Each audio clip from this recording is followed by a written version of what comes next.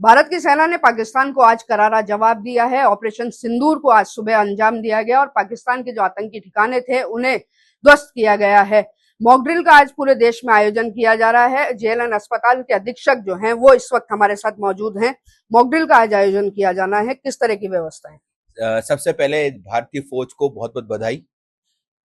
और जो जो आज सुबह जो कार्रवाई हुई, और आज हमें मॉक ड्रिल के बारे में हमें कल वीसी में निर्देश मिले थे, और आज सुबह भी जो वीसी हुई और हमारे हॉस्पिटल में भी वीसी हुई, उसमें हमारी प्राथमिकता है रखी कि जो भी अस्पताल में आए उनको संपूर्ण दवा उपचार मिले। उसके लिए हमने माकूल व्यवस्था कर ली है, ड्रग्स की हमने व्यवस्था कर ली है, इंजेक्शन वगैरह हमारे पे अवेलेबल है, जो इमरजेंसी में ड्रग्स आए। और हमने सारे फैकल्टी को पाबंद कर दिया गया है कि आप कोई भी अवकाश न लें, जब जिसको भी जहां जाने के लिए कहा जाए वो करा जाए। उसके लिए हमने 7 दिन की ट्रेनिंग प्रोटोकॉल भी बनाया है। उस ट्रेनिंग प्रोटोकॉल के अंदर हम ये रखेंगे कि अगर आपको कार्डियक अरेस्ट हो गया तो सीपीआर कैसे करें। एक हमने रखा है कि अगर मरीज इमरजेंसी आ जाता है उसको हम ट्रायज कैसे करें। ट्रायज मतलब कि जो सीरियस मरीज को कहाँ रखा जाए, कम सीरियस को कैसे रखा जाए। फिर उनको अगर कोई केमिकल वार हो गया तो उसके लिए हम किस तरह से ट्रीटमेंट दिया जाए। हर व्यक्ति को, जैसे ऐसा नहीं है कि जो व्यक्ति सर्जरी का है तो वो मेडिसिन का नहीं काम करेगा, मेडिसिन वाला सर्जरी का भी काम करेगा। हर व्यक्ति को सब काम करना है। ये टर्सरी लेवल सर्विस है, यहाँ पर हर तरह की सुविधा उपलब्ध होनी है। इसके लिए हमने दवाइयों की और जो भी आवश्यक संसाधन है उसको हमने पाबंद रहने को रखा है। चौथा, हमने ऑक्सीजन की कमी नहीं हो तो उसके लिए हमने ऑक्सीजन इंचार्ज को हमने रखा है कि सिलेंडर फिल भरे रहे और हमारे लिक्विड ऑक्सीजन प्लांट है वो बराबर चलते रहे।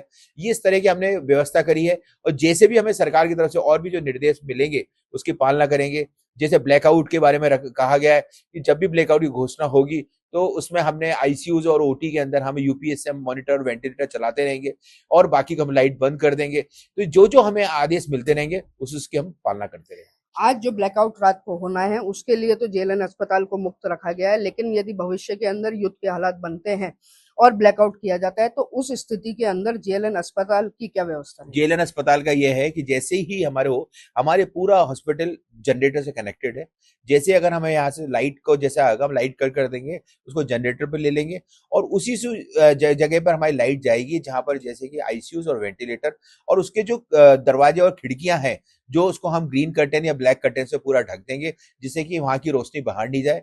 और समस्त हमने कर्मचारियों को उनको निर्देशित किया सब अपने पास में एक टॉर्च रखें, जिससे कि लाइट भी गई हो तो उसको ट्रीटमेंट वगैरह में कोई प्रॉब्लम नहीं है। जितने भी कर्मचारी हैं, डॉक्टर्स हैं, उनके अवकाश निरस्त किए गए हैं। साथ ही आगामी आदेश तक बेवजह छुट्टी लेने पर भी एक तरह से पाबंदी है। हमने ये रखा है कि ये वार जोन है, युद्ध है।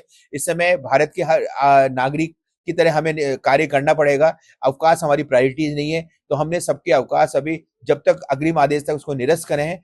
हाँ, कुछ किसी की आवश्यक स्थिति होगी तो वो परमिशन देकर के हम दे देंगे, लेकिन फिर भी हमारा कर्तव्य बनता है कि हम इस तरह से जो देश में जो वार जोन चल रहा है इसमें अपनी सेवाएं निरंतर रखें, इसलिए हमने अवकाश निरस्त करें। तो ये थे जेएलएन अस्पताल के अधीक्षक डॉक्टर अरविंद खरे, जिनका कहना है कि हर विकट स्थिति से निपटने के लिए अजमेर का जेएलएन अस्पताल तैयार है।